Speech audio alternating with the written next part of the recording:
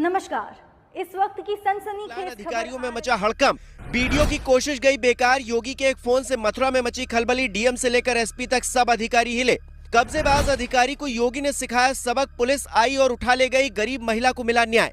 जो लोग कहते हैं कि योगी आदित्यनाथ सरकार में अधिकारियों को खुली छूट मिली हुई है, उनकी बोलती योगी आदित्यनाथ के एक फैसले ने बंद कर दी है।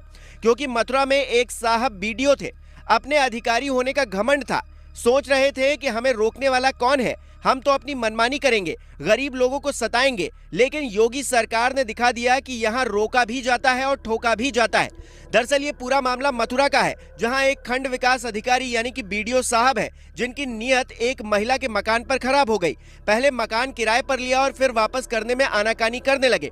धीरे धीरे उस मकान पर अपना कब्जा भी जमा लिया। लेकिन वो ये भूल गए कि सूबे में योगी सरकार है, यहाँ गुनाह करने वालों के लिए माफी नहीं है। फिर वो चाहे कोई अधिकारी हो या फिर कोई बाहुबली ही क्यों ना हो, सबके साथ समान इंसाफ होता है और हुआ भी यही। अब बीडीओ साहब जेल की हवा खा रहे हैं। चलिए आपको पूरा मामला विस्तार के साथ ग्राफिक्स के जरिए बता देते हैं।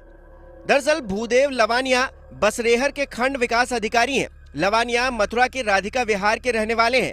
इनके पड़ोस में मधु पत्नी राजेंद्र खंडेलवाल का मकान है। 10 मार्च 2024 को भूदेव लवानिया इस मकान को किराए पर लेते हैं। इनका कहना था कि बेटे की शादी के लिए मकान किराए पर चाहिए। 26 अप्रैल को बेटे की शादी हो जाती है, लेकिन भूदेव मकान खाली नहीं करते। जब बुजुर्ग बार बार मकान के लिए कहते हैं तो भूदेव बात को टालने लग जाते हैं। फिर आरोप लगते हैं कि बुजुर्ग महिला का कोई बेटा नहीं है। इस बात का फायदा भूदेव भी उठाता है। वो धमकी देता है कि अगर मकान खाली करने के लिए कहा तो परिवार समेत गायब करवा दिया जाएगा। जिसके बाद मधु खंडेलवाल आरोप लगाती हैं कि मथुरा का कोई अधिकारी उनकी बात नहीं सुनता।